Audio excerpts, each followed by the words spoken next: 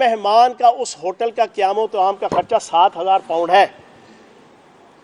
बाप 1500 रियाल की नौकरी करता है, बीवी के पास दौलत बेहिसाब, पूछो तो कोई नहीं है जवाब, ज़रा सख्ती से पूछो तो कहते हैं जमहूरियत ख़तरे में है। ठीक है जी, आप खुद ही अंदाज़ा लगा लें पाकिस्तानी अवाम के अंदर की कहानी क्या है जना। जी जनाब। चौहान साहब ये बताएं कि पीटीआई का मंशूर था जो सिफारिश नहीं मानती, आप वज़ीर जेल खाना जात हैं, एजाज अस्कर चेंज हुए, आपने खुद कहा था कि हमने 28 ग्रुपों को यहाँ से निकाला, उनकी तब्दीली की वजह क्या? और दूसरा, एक शख्स के साथ आप उसकी गिरफ्तारी करने गए थे जो ऑलरेडी उसके ऊपर नैब का केस है, नैब इंक्वायरी चल रही है और आपको वो दीवार बनाकर अभी भी इन्वेस्टमेंट ले रहे हैं, क्या वजह कि आप उनको प्रोटेक्ट कर रहे हैं? नहीं, आपने सवाल बुनियादी तौर पे जो उसकी रूह है ना, आसिफ जरदारी साहब का नैब के अंदर केस चल रहा है। आसिफ जरदारी साहब को आप क्यों प्रोटोकॉल देते हैं मीडिया के अंदर, उसको क्यों जनाब आप कवरेज देते हैं जनाब, और उससे मुलाकातें क्यों करते हैं जनाब? मौलाना फजल रहमान साहब, नवाज शरीफ साहब, असद यार वली साहब, ये सारे उनके ऊपर तो बड़े ही सवियर, उनके तो केस एंड पे लग गए हैं, उनकी तो चीज़ें ही प्रूव हो गई हैं। ठीक है ना जी। कहने का मकसद ये है, दुनिया में किसी के ऊपर केस चल रहा हो, उसके तो ऊपर केस भी नहीं चल रहा, अभी तो प्रॉपर केस शुरू भी नहीं हुआ। जो आपने सवाल पूछा है, जिनके ऊपर केस चल रहे होते हैं, जो सजा याफ्ता है, बेगम सफदर रहमान साहिबा तो सजा याफ्ता है। फिर आपके सवाल के इस्तदलाल की रोशनी में हम में से किसी का हक नहीं है कि ना उनकी कवरेज करें, ना उनसे मुलाकातें करें, ना उनसे खाने खाएं। जी अगला सवाल। एजाज अस्कर वाला बता देना। हाँ भाई, एजाज नहीं, ऐसी बात नहीं है। बात यह है कि एजाज अस्कर साहब एक जो रूटीन मैटर होता है, उस रूटीन मैटर के तहत जो है वो सीएम साहब ने उसको चेंज किया और सीएम साहब का प्रोगेटिव है। मैं वज़ीर जेल खाना जात हूँ, लेकिन मेरा दायरा इख्तियार सीएम साहब के नीचे है। सीएम साहब ने जो फैसला किया उसको हमने मनोवन कबूल कर लिया जना। और ये रूटीन की जो है वो सारी जो ना आपकी ट्रांसफर पोस्टिंग होती है। जी बाबर साहब।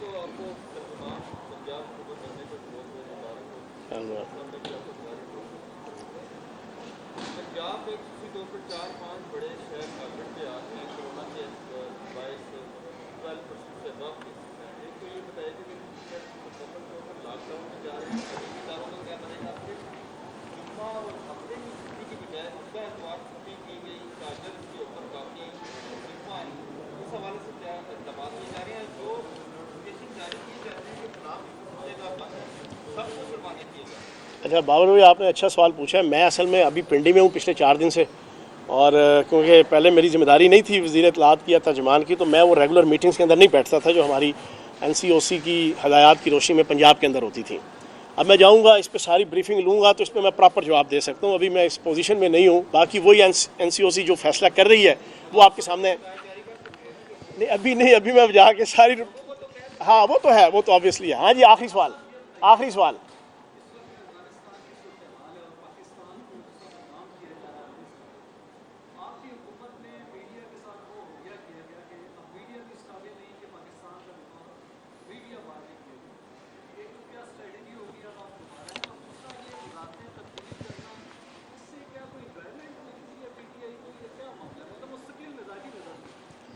देखो, बात ये है जो आपने कहा ना अफ़गानिस्तान के हालात के हवाले से, देखें एक चीज़ तो क्लियर है कि पाकिस्तान का कोई फेवरेट नहीं है।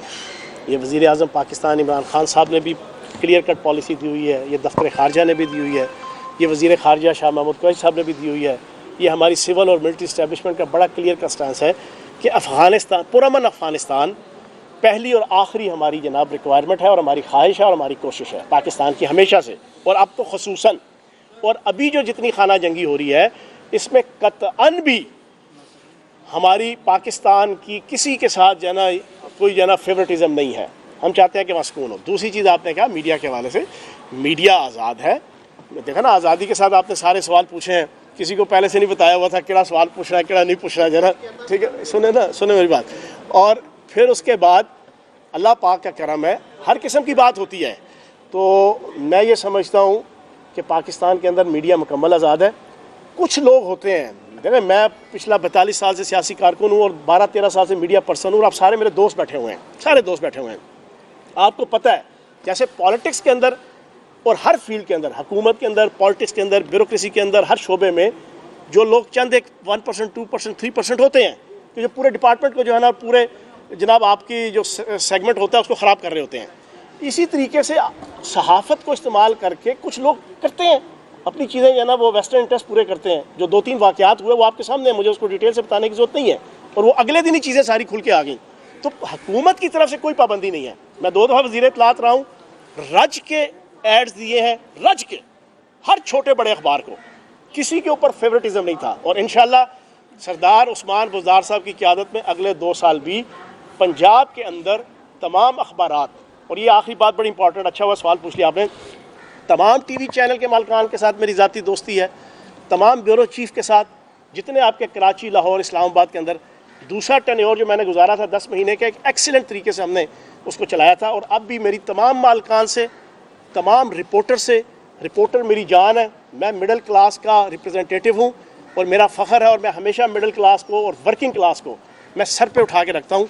ये मेरा स्टाइल है, ये मेरा मिजाज है, ठीक है जी। इंशाल्लाह रिपोर्टर्स के साथ, चीफ रिपोर्टर्स के साथ, ब्यूरो चीफ्स के साथ, सीओज़ के साथ और मालिकान के साथ बड़े अच्छे तरीके से इंशाल्लाह। और एक चीज़ मैं बड़ी क्लियर बता दूँ, कतन ये पॉलिसी नहीं होगी, ये मैं टीवी चैनल से रिक्वेस्ट करूँगा, इसको लाजमी ब्रेक कीजिएगा। कोई पॉलिसी नहीं होगी कि किसी ने हमारे खिलाफ खबर लगा दी तो उसके ऐड रोक दो, नॉट एट ऑल, ये कतन कोई पॉलिसी नहीं होगी। हाँ, ये मैं रिक्वेस्ट करूँगा कि हमारी पॉजिटिव चीज़ को आप नहीं रोकेंगे। ये मेरे टीवी चैनल के मालिकान के साथ और जो उनके अरबाब बस्तो कुशाद हैं, ये मेरा मैसेज है। मेरी रिक्वेस्ट ये है कि सरदार उस्मान बुज़दार साहब और पंजाब हुकूमत की जो अचीवमेंट्स हम आपको सेंड करेंगे, मेरे डिपार्टमेंट की तरफ से आएंगी, मेरी तरफ से आएंगी, उसको आप हाईलाइट लाजमी करेंगे। बाकी आप हमारे पे तनकीद करें, आपका राइट है, उसका जवाब देना मेरा राइट है। लेकिन पहले हमारी तरफ से ये होता रहा और हर हुकूमत की तरफ से होता था कि कभी किसी ने बहुत ज़्यादा नेगेटिव जनाब खबरें चलाई, झूठी चलाई, सच्ची चलाई, चलो जी ऐड रोक दो। मेरी तरफ से क्लियर कट पॉलिसी है और मैं सरदार उस्मान बुज़दार साहब को भी इसके ऊपर कायल करूँगा। इमीडिएटली हमने कोई रिएक्शन नहीं देना, ठीक है जी। हाँ, कोई 1 दफ़ा, 2 दफ़ा, 3 दफ़ा, 4 दफ़ा झूठी खबर चलाता है तो फिर उसकी रिक्वेस्ट की जा सकती है, भाईजान ये तरीक़ेकार ठीक नहीं है। लेकिन ये नहीं होगा कि 1 दफ़ा चली तो जनाब फ़ौरन उसको, ये कम अज़ कम अब 2 सालों में ये चीज़ नहीं होगी। ये रिक्वेस्ट होगी आखिरी बात कि जो उस्मान बुज़दार साहब ने 3 साल नरम दमे गुफ्तगू, गर्म दमे जुस्तजू, रज़्म हो के बज़्म हो, पाक दिलो पाक बाज के मज़दाक़ खिदमत की है, उसका कम अज़ कम अजर आप दुनिया के अंदर प्रॉपर तरीके से हाईलाइट करके होते हैं। चलो आखिरी सवाल पूछ। पंजाब में जो तब्दीली होती है, नेगेटिव हो या पॉजिटिव, पूरे मुल्क का उसके असर होता है। पंजाब में कीमतें बढ़ी, लेकिन ब्यूरोक्रेसी ने उस तरह दफ्तरों में बैठे रहे, वो कार्रवाई नहीं की। ना प्राइस कंट्रोल कमेटियाँ हैं, ना चेक एंड बैलेंस है, दुकानदार अपनी मर्जी कर रहे हैं, नाम हुकूमत का देते हैं, PTI की हुकूमत है, ब्यूरोक्रेसी क्या कर रही है, क्या करते जा रहे हैं। अच्छा, इसके बाद वो सुने, इसके बाद गवर्नर साहब ने लाहौर से करनी है प्रेस कॉन्फ्रेंस। हाँ,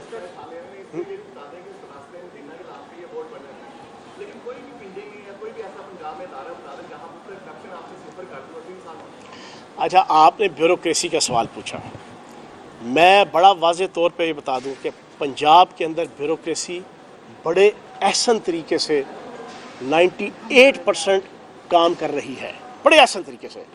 ACs, DCs, ADCRs सारे के सारे, मैं ये समझता हूँ 1%, 2% हर एक को खंग खारिश होती है, ठीक है ना जी, हर डिपार्टमेंट के अंदर। मैं अब देसी स्टाइल में समझा दूँ, वो हर एक को होती है। वो खंग खारिश कोई ना कोई हकीम, डॉक्टर, एलोपैथी डॉक्टर या कोई जना होम्योपैथिक डॉक्टर वो ठीक कर देता है ना। बाकी ओवरऑल मैं खुद ज़ाती तौर पे सालों से राब्ते में रहीम यार खान से लेके अटक तक हमारे डिप्टी कमिश्नर ACs बड़े अच्छे तरीके से जो है वो काम कर रहे हैं। और उस्मान बुज़दार साहब एक बाइख्तियार वज़ीर आला की हैसियत से उनके साथ इंटरेक्ट करते हैं। बाकी ये छोटी मोटी चीज़ें जो आप कह रहे हैं, ये सोसाइटी के अंदर चलती रहती हैं, लेकिन उसको रोकने के लिए हमने क्या करना है वो देखने वाली चीज़ होती है। इंशाल्लाह नेक्स्ट मुलाकात होगी।